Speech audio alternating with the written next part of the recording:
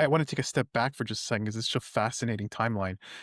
Today, it's nothing special. It's just a USB thumb drive, but people don't forget what a leap forward that was from a mechanical drive to SSD.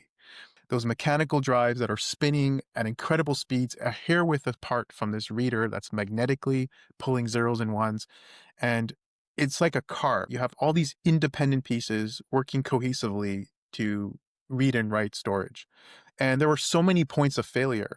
I want to ask you a quick question on metrics for value. So back in the time, I can only imagine if your SSD drive was storing more data, that was better. And it's kind of similar to the sort of metrics we gave to a CPU. Clock speed was like the number one value we looked at a CPU. If a CPU went faster, it was better. And then at some point we realized, hey, that's not really the most important metric, because then you can keep adding megahertz, but then you have heat and you have all these sort of engineering issues that come with going faster.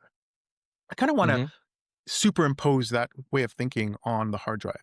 So where has the value system changed for disk space over time? SSD allows innovation around consumer devices to be more compact and then run faster. And also with the invention of the flash storage, it actually triggered the industry to move to much more compact devices that it would never been able to achieve before. On the enterprise space, right? People say that, hey, you're never going to replace a hard drive, right? Hard drive is also evolving, it's increasing the density, right?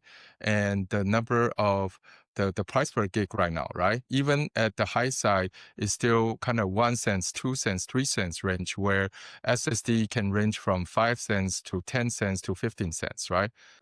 Uh, with this AI, something other than the number of storage change, right? It's about Energy. how I much, yeah, energy, exactly, right? yeah. How much, with with the crossover point, a couple years ago, SSD finally crossed the point of a single hard drive at the 32 terabyte, and now it's 64 is out, 128 is out, and 256 will be out next year.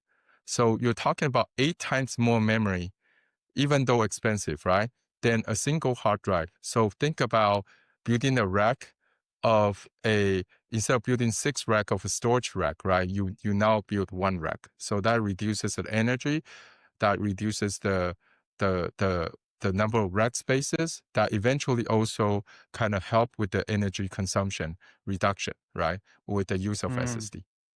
what a fascinating answer.